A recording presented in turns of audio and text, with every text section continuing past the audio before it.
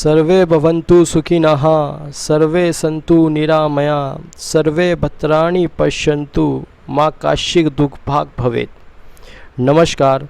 मैंने इस वीडियो की शुरुआत इस मंत्र से इसलिए करी ताकि मैं आप सबको बता सकूं कि इंडिया पहले से ही कितना ग्लोबलाइज था। जब 1991 के अंदर वेस्टर्न कंट्रीज़ ने इंडिया पर दबाव डाला कि अपनी इकनॉमी को ग्लोबलाइज करिए, और हमने ग्लोबलाइज भी किया, लेकिन अब वही कंट्री डीग्लोबलाइजेशन की तरफ जा रही हैं।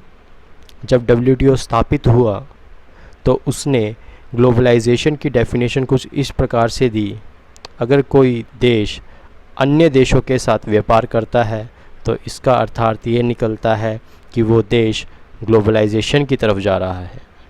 लेकिन ग्लोबलाइजेशन का जो मतलब है वो भारत ने इस मंत्र के द्वारा समझाया, जिसका अर्थ निकलता है कि सभी सुखी रहें, सभी बीमारियों से मुक्त रहें, सभी का कल्याण हो, ऐसी हम मनोकामना करते हैं।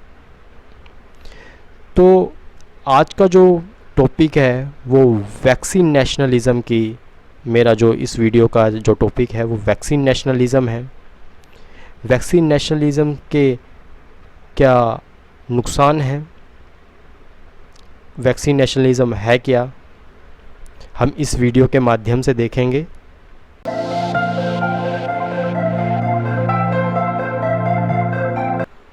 तो चलिए शुरुआत करते हैं, वैक्सीन नेशनलिज़म को समझते हैं। वैक्सीन नेशनलिज़म होता क्या है? इसमें डेवलप्ड कंट्रीज़ क्या करती हैं?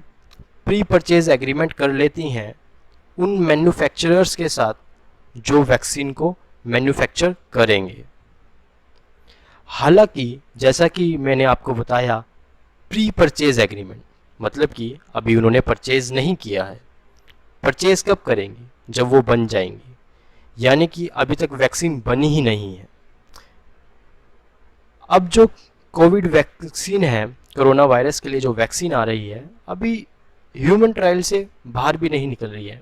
किसी अथॉरिटी ने उसे मापदंडों पर रखा भी नहीं है, अप्रूव्ड भी नहीं किया है।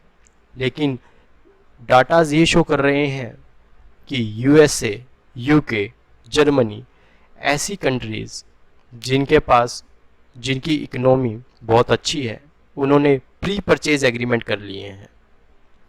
ऐसा पहले भी देखा गया है। जब पेंडेमिक हुआ है तब ऐसे प्री परचेज एग्रीमेंट ऐसी डेवलप्ड कंट्रीज़ ने किए हैं। जैसे कि H1N1 जब फ्लू पेंडेमिक आया 2009 के अंदर, तो वेरियस कंट्रीज़ जो डेवलप्ड थी उन्होंने प्री परचेज एग्रीमेंट कर लिए उन मैन्युफैक्चरर्स के साथ जो इन वैक्सीन को डेवलप करेंगे, और जब सबसे पहले वैक्सीन डेवलप हो जाएगी तो वो इन कंट्रीज़ को दे देंगे।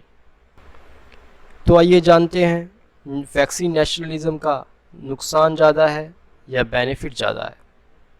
बेसिकली बेनिफिट एक ही है, जो डेवलप्ड कंट्रीज़ होंगी वो प्रोक्योर करेंगी वैक्सीन को, और जो उनके सिटीजन होंगे उनको बेनिफिट हो जाएगा। लेकिन जो लीस्ट डेवलप्ड कंट्रीज़ होती हैं एंड अंडर डेवलप्ड कंट्रीज़ होती हैं, इनको इक्विटेबल एक्सेस नहीं हो पाता वैक्सीन का। जो ये इकनॉमीज़ होती हैं LDC एंड UDC, इनमें क्या होता है कि फाइनेंशियल क्रंच होता है। ये बार्गेन नहीं कर पाते हैं मैन्युफैक्चरर के साथ, क्योंकि जो डेवलप्ड कंट्रीज़ होती हैं उन्होंने इतना पैसा दे दिया होता है कि वो उनको ही डिलीवर करेंगे, और जो पॉपुलेशन हायर रिस्क पर होती है उनको ये वैक्सीन जो है वो मिल ही नहीं पाती, जिनको असली में ज़रूरत होती है। तो ये सब थे ये वैक्सीन नेशनलिज़म के दुष्परिणाम। तो आइए जानते हैं इसका सल्यूशन क्या है और क्या कुछ किया गया है।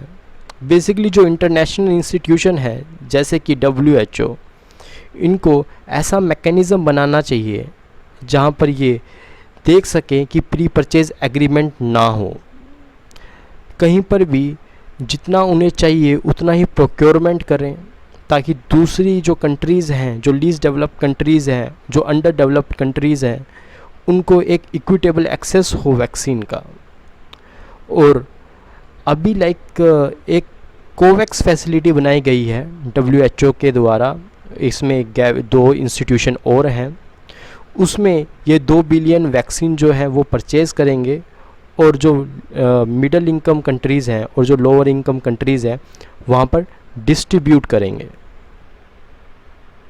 आखिर में यही कहना चाहूँगा, ये जो ग्लोबलाइजेशन के चैम्पियन बनते थे आज क्यों डिग्लोबलाइजेशन की तरफ जा रहे हैं? क्या इनका फ़र्ज़ नहीं बनता जो लीस्ट डेवलप्ड कंट्रीज़ हैं और जो अंडर डेवलप्ड कंट्रीज़ हैं उनको इक्विटेबल एक्सेस दें वैक्सीन के अंदर? इनको भारत से सीखना चाहिए। जब USA, मालदीव, अन्य दूसरी देशों को हाइड्रोक्लोरोक्विनिन की ज़रूरत पड़ी तो भारत ने अपने दरवाजे खोले। भारत से सीखना चाहिए क्या ग्लोबलाइजेशन का मतलब होता है, और ये वैक्सीन नेशनलिज्म को बंद करना चाहिए। अगर आपको हमारी वीडियो अच्छी लगी हो तो इसे लाइक करें, शेयर करें और हमारे चैनल को सब्सक्राइब करें। और अगर कुछ आपको इसमें गलती लगी हो तो हमें कमेंट बॉक्स में ज़रूर बताएं। धन्यवाद। Piyush Thakur signing off. जय हिंद, जय भारत।